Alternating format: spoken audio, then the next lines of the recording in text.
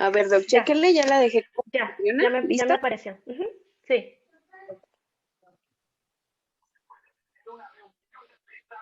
ya me apareció y ya inició la grabación. Perfecto, Doc. Entonces ya si gusta compartir pantalla. Ok, muchísimas gracias. Bueno, primero que nada, pues agradezco de verdad la invitación para la plática acerca de alergias alimentarias. Como nos acaban de comentar, pues soy gastroenteróloga pediatra y, y bueno, cualquier duda con toda confianza, por favor, pueden preguntarme sin ningún problema.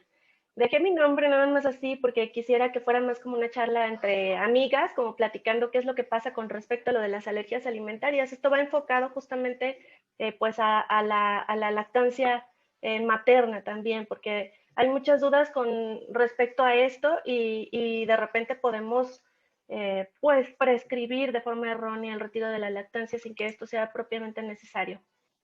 Y muy bien. Bueno, pues la alergia alimentaria en general es una de las enfermedades alérgicas más comunes o de mayor prevalencia en general en la infancia. Las fuentes varían mucho. Hay unas que dicen que desde el 2%, hay otras que dicen que es hasta el 17% de niños menores de 3 años que presentan alergia alimentaria y muy poca cantidad en la edad adulta, de 2 al 6% máximo. Sin embargo, hay gente que persiste mucho con alergia especialmente por ejemplo, a la leche de vaca, algunos niños también, algunos adultos también a la res, y ahorita van a lo mejor a asociarlo conforme vayamos platicando al respecto. Y si tuvieran alguna duda de verdad, con toda confianza, pregunten. Y bueno, conforme ha avanzado el tiempo, ha habido un aumento en la prevalencia de alergias alimentarias en los primeros 17 años de vida, pero esto se sugiere que tiene que ver con la teoría de la higiene. No sé si les ha pasado que han escuchado acerca de la teoría de la higiene. Esta dice que mientras más exposición o más diversidad de microbiota tenemos, es un sistema inmunológico más estable o más fuerte, por decirlo de alguna forma. Y incluso se ha comentado la posibilidad de protección contra enfermedades autoinmunes y contra enfermedades alérgicas. Entonces, hubo un artículo por allí, creo que como por el 2016, que mencionaba de, de que los niños que estaban en granja específicamente en contacto este, con, con, con estiércol de animales tenían menos frecuencia de alergias alimentarias. Y bueno, ahora tenemos un problema. ¿Por qué? Pues porque la pandemia nos hace que modifiquemos nuestro estilo de vida y que sea todavía un ambiente más estéril. Hay factores protectores, por decirlo así, entre ellos es el tener más de un hijo, el convivir o no con perros, con gatos, con animales que tienen ahí cierta protección y, como les comenté al principio, el convivir con animales de granja. Pero en este momento, la mayoría, o hay muchos que no tienen animales, muchas familias que no tienen animales, que son hijos únicos, y estamos en un ambiente pues prácticamente estéril ahora que estamos en pandemia, con lavado de manos frecuentes, con uso continuo de alcohol, lastimando la microbiota no solamente de nuestra piel, sino de nuestro tracto respiratorio y de nuestro tracto digestivo, y esto puede ser pues perjudicial a largo plazo, favoreciendo el incremento en alergias alimentarias. Hubo también hace poco, bueno, una de las cosas que hemos hecho mal durante todo este tiempo es el desparasitarnos de forma continua. La desparasitación que se usaba antes cada 6 meses, ahora ya no se debe de hacer de esta forma. ¿Por qué? Bueno, resulta que hay muchos parásitos que no son como tal parásitos, sino que son simbiontes, o sea que estamos nosotros en, en, en continua ayuda a los bichos y los bichos ayudándonos a nosotros, no solamente parasitando. Eh, la gente que se desparasita más, por ejemplo, gente de primer mundo que tiene también ambientes un poco más estériles y menos en contacto con la naturaleza, ahí hay más prevalencia de enfermedades autoinmunes del tracto gastrointestinal, como por ejemplo CUSI y Crohn. Y se ha comentado la posibilidad de que los parásitos sean protectores contra estas enfermedades. Entonces, cuando se surgió eso, llegó ahí un biólogo muy animado que dijo, bueno, pues va por la ciencia, y este biólogo tiene CUSI. y pues se echó un trago de 200 huevecillos de oxiuro, de Enterobius vermicularis, y pues bien ricos. Yo creo que le hubiera salido más barato venir por unos tacos aquí a, a México. Y se echó 200 huevecillos y remitió la enfermedad. Entonces, después se fue contabilizando, hizo conteo de los huevecillos en heces, y cuando empezó a bajar el conteo, empezó a presentar síntomas de la enfermedad de nuevo. Entonces se volvió a inocular, pero en la segunda ocasión ya se echó 2000, o sea, una buena cantidad de tacos, o los tacos más cochinos de la ciudad que conozcan. Entonces empezó a remitir. ¿Qué quiere decir? Que posiblemente tenga mucho que ver no solamente con enfermedades alérgicas y la regulación de TH1 y TH2, sino que es la microbiota en general de la piel, de nuestro tracto digestivo, etcétera. Entonces hay que cuidar mucho esto. Las desparasitaciones solo son en caso de que haya infestación o de que la infección nos sea evidente de enfermedad. Es decir, por ejemplo, una niña con Enterobius vermicularis, que sean evidentes los gusanos y que los gusanos a veces migran hacia los genitales y vía urinaria, entonces definitivamente se tiene que desparasitar. Un niño que le vemos comezón en la cola todo el tiempo y que vemos los oxiuros, pues también se tiene que desparasitar, pero no ya de una rutina, sino tratar de preservar la microbiota en general. Hay una cosa que se llama marcha atópica. Esta marcha atópica es bueno, la evolución de las alergias. Inicia con el desarrollo de alergia alimentaria y dermatitis atópica, varía un poquito según las fuentes, y aparece junto con síntomas de dermatitis, y sigue después de esto rinitis alérgica y asma. ¿Y cómo podemos ver esta evolución? Bueno, a ver, que aquí alguien andaba dibujando. Este, bueno, la marcha atópica, ¿cómo se puede prevenir? Esta tabla me gustó mucho, es de un artículo justamente del año pasado, en donde, por ejemplo, la dermatitis atópica se puede prevenir, uno, con la lactancia, preservar la microbiota de nuestra piel. Esto, cuando nace un niño, pues fomentar el contacto piel con la mamá, la lactancia materna, la exposición a microbios, por ejemplo, es diferente al nacimiento por parto al nacimiento por vía abdominal, por las diferentes bacterias a las que nos exponemos. Obviamente por vía abdominal, estafilococos, estreptococos, y por vía vaginal, pues la nariz está en contacto casi directo con el ano. Entonces ahí es la primera colonización de las bacterias intestinales de la madre hacia el niño. Entonces esto hace que esa colonización sea como un protector, no solamente en la barrera de la piel, sino también en la gastrointestinal. El uso de probióticos, por ahí como que sí y otros dicen que no, y el uso de emolientes, es decir, la protección de la piel. Antes se usaba también, era muy común que no le pongan nada a su niño, nada en la piel, que se le descarapela como serpiente, no importa, déjelo sin absolutamente nada. Y ahora se sabe que hay que proteger la piel del bebé, que la piel del bebé es hasta 7 veces más delgada que la piel del adulto, hasta 5 veces más delgada, entonces tiene que estarse protegiendo porque hay más pérdida de agua, etcétera. Y obviamente más exposición a alergenos. Eso es importante porque puede ser la primera forma de exponer a un niño a un alergeno. ¿Cómo? Embarrándole cremas con manzanilla, con lavanda, con romero, con leche incluso, porque hay cremas que contienen leche o derivados de la leche. Entonces, todo esto es lo que se debe de evitar, ¿sale?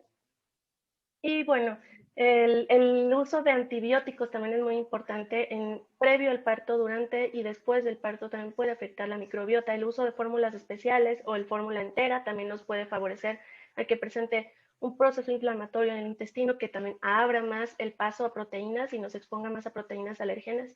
Y bueno, la exposición al smog y a la contaminación en general. Y bueno, ¿qué es una alergia? Una alergia es una reacción exagerada del organismo, obviamente con base inmunológica, causada por la exposición de un alérgeno alimentario que produce la aparición de varios síntomas patológicos y que puede ser reproducible, ¿sí?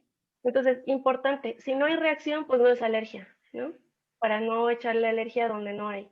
y la reacción debe tener bases inmunológicas, no confundir con las tóxicas ni con intolerancias, porque a veces se confunde muy comúnmente la intolerancia a la lactosa con la alergia a la proteína de leche de vaca y son dos cosas totalmente diferentes. Y reproducible. ¿Esto qué quiere decir? Que si vuelvo a exponer al niño, se vuelve a reproducir esta situación. Ahora, ¿alergia o no alergia o qué onda con esto? Bueno, vamos a tomar esto como reacciones adversas a alimentos. Estas las podemos dividir entre tóxicas y no tóxicas. Y de las tóxicas, por ejemplo, ahí podemos tomar en cuenta las exposiciones, por ejemplo, a Bacillus cereus, a las toxinas de Bacillus cereus, que tienen, este, que nos pueden causar vómito y diarrea o una intoxicación severa, o también la exposición, por ejemplo, a toxinas que pueden estar presentes en atún, sardina, como la histidina, y la descarboxilación por bacterias como Morganella morgani, y esto nos va a desencadenar también histamina y nos puede causar una reacción tóxica. Y las no tóxicas, que son las de mecanismos inmunitarios, es decir, las alergias, y los no inmunitarios, como son las enzimáticas, por ejemplo, que la enzimática es como la intolerancia a la lactosa, a la fructosa o a otros azúcares. Las intolerancias farmacológicas, por ejemplo, la cafeína o la histamina, y algunas indeterminadas como los sulfatos, lamentablemente, ¿verdad? Porque ¿a quién no le gusta tomarse un vinito tinto? Y los mecanismos inmunitarios, que son propiamente la alergia, y estas pueden ser la mediada por IgE, la no mediada por IgE, y hay mixtas. Esto es muy importante que lo tomen en cuenta, que son mixtas en su mayoría, pudiéramos decir que un gran grupo son mixtas. Ahora, aquí con respecto tenemos que ver si está sensibilizada, es decir, la IgE específica, pero no tiene síntomas. Si le tomamos una IgE específica en sangre, puede salir positiva, pero no tiene síntomas. Un ejemplo, que consuma camarón y aún así sale positivo en la prueba de que es alérgico al camarón, pero no presenta ningún síntoma, eso es una sensibilización. Pero si consume camarón y se hincha o le pasa algo, entonces allí no es sería una alergia, ¿sí? Y a ver, veo que tengo aquí como Muchas algunas gracias. Hasta preguntas. luego. Ay. Doctora María, ¿sería tan amable de apagar su micrófono, por favor?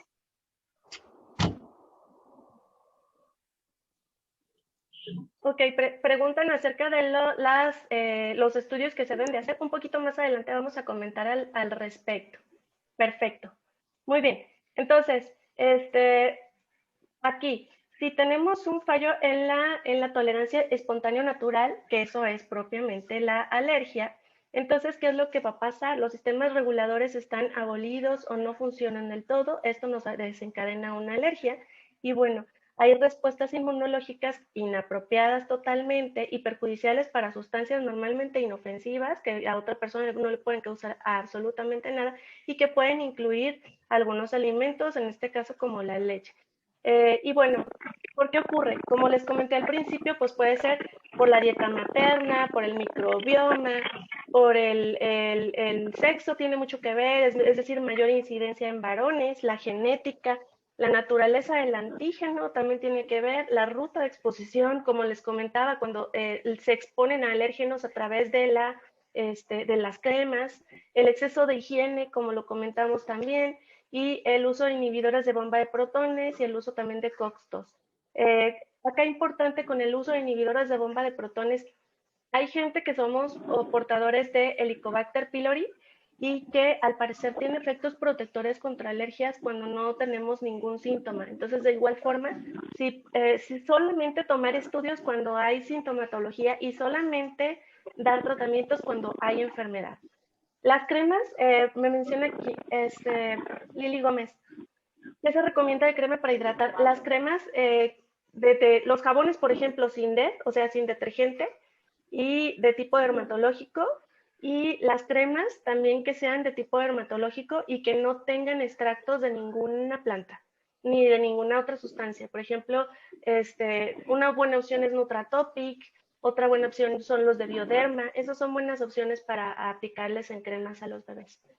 Y bueno, nutricionales, ¿cómo podemos prevenir esto de alergias alimentarias de forma con la nutrición? Esto es súper, súper importante.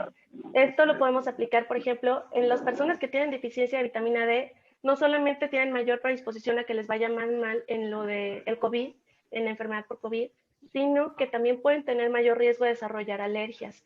El bajo consumo de omega 3, por ahí hay un estudio en el que se mencionó que las embarazadas que consumían pescados altos en omega 3 hasta 340 gramos por lo menos 3 veces por semana tenían menos frecuencia de que sus hijos fueran alérgicos. El bajo consumo de antioxidantes, esto tendrá mucho que ver con la cantidad de antioxidantes que consumimos en nuestra dieta. Obviamente si la mamá es obesa o no, porque la obesidad nos induce a un estado de de inflamación, si se alimenta o no con lactancia materna y si se le inicia o no una alimentación temprana, aquí importante con alérgenos. Vamos a hablar al respecto porque resulta que cuando nosotros exponemos a un niño a alérgenos entre los primeros, entre los, bueno, más bien, déjenme les explico mejor.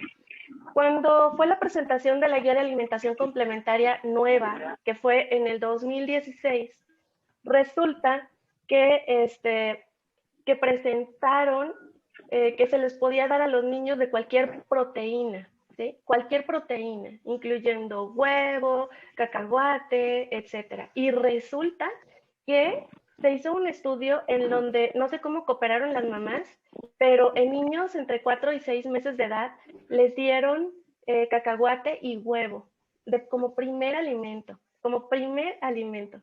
Entonces, los estuvieron vigilando alrededor de 2 años para ver si estos niños presentaban alergia o no. ¿Y qué creen que pasó? Resulta que estos niños presentaron menos alergia que los que se expuso de forma tardía, como después del año de vida, por ejemplo. Entonces, esto es súper importante porque quiere decir que la exposición temprana protege en vez de arriesgar a los niños, ¿sí?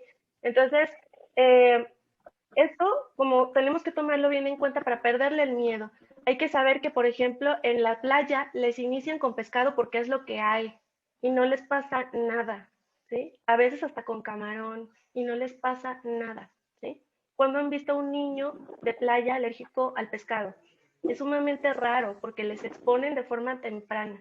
A veces hasta comiendo los papás y que hay una pizquita, porque así somos los mexicanos, la verdad. Entonces, y la otra es que ustedes pueden darse cuenta de esto porque en México, ¿qué tan frecuente es la alergia al cacahuate, a diferencia de otros países como Estados Unidos, como Europa? Es súper rara a diferencia de otros países. ¿Y por qué esta rareza? Pues porque aquí tenemos mazapanes, por eso. Y los mazapanes se los dan a pellizquitos las mamás, las han visto en la calle, pues. Sí, es más, he visto a doctoras dándoles cacahuate a sus hijos en mazapán, a pesar de que es 50% azúcar y 50% cacahuate, yo las he visto, así que no se me escondan. Entonces, es importante que sepan que la introducción temprana y de forma adecuada de los alérgenos puede disminuir el riesgo de alergias alimentarias. Y bueno, obviamente el microbioma, el nacimiento, la colonización bacteriana siempre ocurre durante las primeras semanas de vida. Entonces, acá es otro punto súper importante. Cuando ustedes, si son pediatras o si son ginecólogas o si son médicos de primer contacto, pero les toca recibir niños, no bañen a los niños, no bañen a los niños. ¿Por qué? Porque ese contacto piel con la mamá es necesario para la colonización y necesitamos que el niño se colonice de bichos de la mamá, no de bichos del hospital, no de bichos de la enfermera que trae las uñotas largas o no de bichos de nadie, solo queremos bichitos de la mamá. Entonces, y del papá si acaso, ¿no? Pero de nadie más. Entonces, no lo bañen, que la mamá decirle en cuanto llegue a su casa, báñelo. Oye, que trae aquí un paso placenta en la cabeza, pues límpialo y ya, no pasa nada, ¿sí? Pero que el niño se colonice se fomente el crecimiento de bacterias que ya se colonizó al pasar por el tracto vaginal el niño y que se crezcan esas bacterias y colonicen su boca, su nariz, su tracto respiratorio, todo, para evitar que pasen, que desarrolle más tarde alergia. Muy bien, tengo algunas preguntas aquí. Entonces, a la crema ya la respondimos. En consulta de control del niño sano, como estudiantes nos decían que recomendáramos Lubriderm de tapa azul. Sí puede ser una buena opción. No soy dermatóloga, a lo mejor alguna dermatóloga nos pudiera dar la opción, pero sí es una de las cremas que se sugiere cuando no es posible comprar las dermatológicas, porque obviamente hay una diferencia de como 60 pesos de la Lubriderm contra 350 de las otras, entonces es una buena opción. Y bueno, ¿qué sabemos del por qué ocurre? Continuamos. Lo que comentábamos, la introducción de alimentos tienen un efecto protector, no solamente contra la alergia alimentaria, sino también contra dermatitis, asma y sensibilización atópica, etc. Entonces, importante sí darle estos alimentos.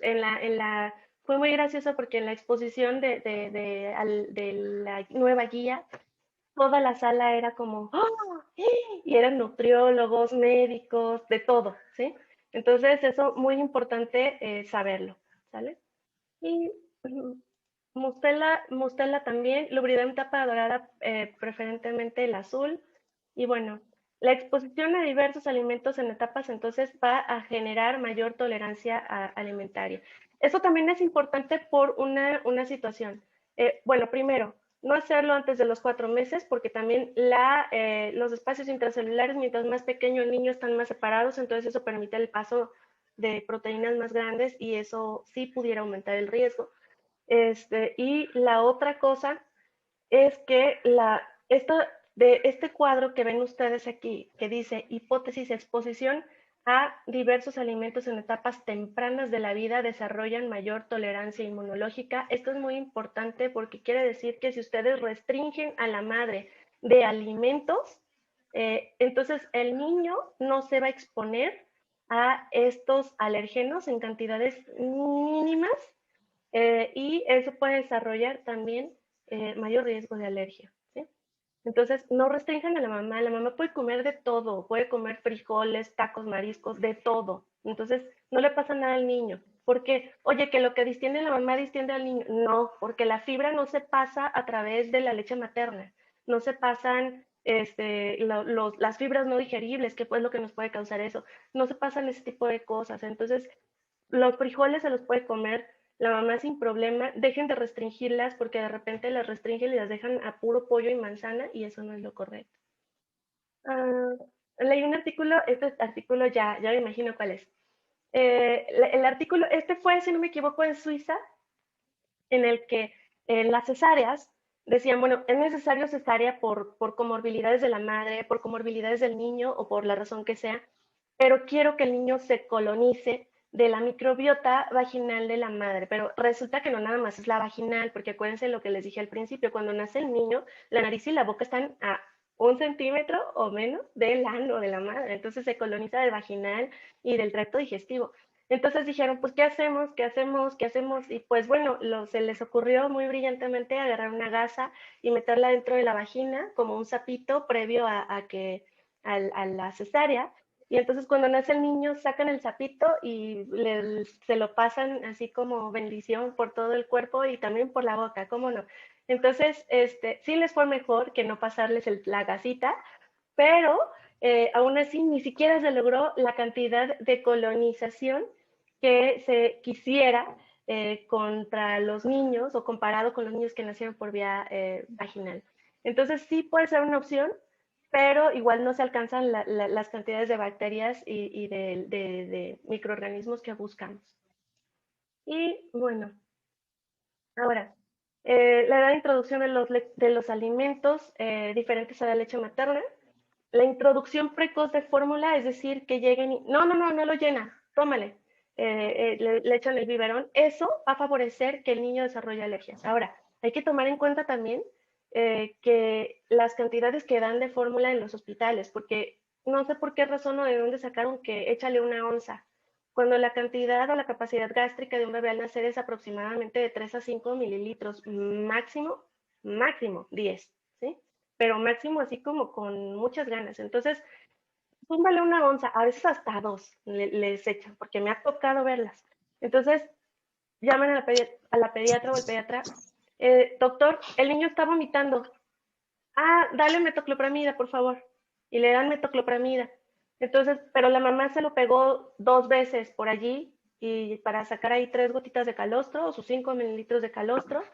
Y como vomitó, señora, seguro su leche le cae mal. Seguro su leche le cae mal. Suspéndala y vamos a cambiarle a una leche sin lactosa. ¿Por qué sin lactosa? Para empezar. Bueno, para empezar, varios errores. Uno, le dejaron 30 mililitros. Dos, hicieron una técnica antiquísima que es la de hacer lavado gástrico posiblemente, donde eliminaron casi todo el sol o la protección de gel que tenía el estómago y eso pudo haber ocasionado una lesión en la mucosa y el vómito posterior. Y aparte del lavado que ya no se usa, aparte de la onza que le echaron cuando la capacidad gástrica es de 5 mililitros, 5 a 10 mililitros cuando mucho, pues obviamente esto fue lo que causó que el niño no tolerara. Y súmale que a esto pues se le está dando una proteína completa, entonces el niño se expone a la proteína completa y tiene mayor riesgo de desarrollar alergia a la proteína de leche de vaca. Porque bueno, la proteína de leche, todas las fórmulas de etapa 1, 2 y 3 son, tienen la proteína de leche entera. Es como si fuera leche entera, ¿sí? ¿Qué es lo que le varían? La cantidad de proteína. Entonces, ¿para qué? Para que sus riñones toleren Me esa acuerdo que carga le das proteica. la bomba. Pero pero sí se expone a una proteína completa. Entonces, esto es importante que lo sepamos, ¿de acuerdo? Para no exponerlo. Y bueno, el exponerlo representa la causa más común de que presenten alergia alimentaria, especialmente a la alergia a la proteína de leche de vaca. Ahora, regresándome acá, antes de pasar, una cosa que puede pasar también frecuentemente es que les dejan fórmulas con espesante. Entonces el espesante puede ser almidón de tapioca, puede ser almidón de maíz, puede ser almidón de arroz o puede ser almidón, perdón, de goma de algarrobo, ¿sí? Entonces, la goma de algarrobo hace reacción cruzada con el mezquite. Entonces, después ese niño está desde chiquito, no sé, 3 años o menos, todo el tiempo con rinitis o es un niño mocosito, porque resulta que hizo reacción cruzada al mezquite y entonces tiene alergia al mezquite por la exposición temprana al algarrobo. Entonces, ¿qué hacemos con estos niños? Pues hay que tener cuidado con la que los exponemos, ¿no? Muy bien. Es preferible darles fórmulas hidrolizadas y es imprescindible darles, híjole, bueno, aquí la opción para darles fórmula es uno, que se detecte que la mamá no tiene pechos por cáncer de mama, porque puede pasar. La otra opción es que la madre tenga, que vaya a terapia intensiva, porque ustedes saben que pasa, y que no se le pueda amamantar. Y ahí se les sugiere que si la madre así lo decidió antes de entrar a quirófano, que se le hagan extracciones para asegurar la producción de la madre. Y la otra opción para no dar es que se detecte que la madre tiene alguna malformación en las mamas, como una hipoplasia mamaria o unas mamas tuberosas que tengan muy poca cantidad glandular y que esto cause que no tenga leche. Pero realmente para saber que no tenga leche tiene que pasar como 10 días más o menos para darse cuenta uno de esto. Bueno, no es cierto, no es cierto. Los primeros días, si el niño no orina en las primeras 24 horas, hay que verificar por qué.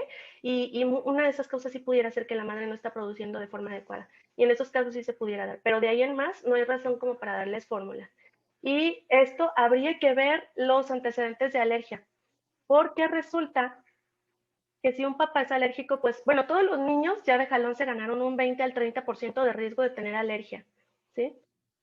Pero si un papá es alérgico, ya tiene el 50%. ¿Pero alérgico a qué? Alérgico a lo que sea, porque la alergia se hereda de forma aleatoria. Entonces, el papá puede tener alergia al camarón y el niño alergia a la leche, o que el papá tenga rinitis o la mamá rinitis y el bebé tenga alergia a la leche. Así se pueden heredar. Entonces, eso hay que tener ahí cuidado. Y bueno, una vez que se inicia los alimentos complementarios o la alimentación complementaria, hay que continuar alimentando al niño de forma con los alergenos, si es que él no se detecta que sean alérgicos efectivamente a estos. Ahora, ¿qué onda con otras leches? Como por ejemplo al de leche de vaca, de búfala, de oveja, de cabra o de cerdo, güey, yegua, burra, camella. ¿Qué onda con estas leches? Bueno, son diferentes. Por ahí hay estudios acerca. ¿Perdón? Soy la administradora del cafecito. Se nos va a cortar la sesión por lo del tiempo de Zoom. Sigan, por favor, el mismo Sí. link para reiniciarla, por favor. Gracias, doctora. Está el link Ok, gracias. en los comentarios.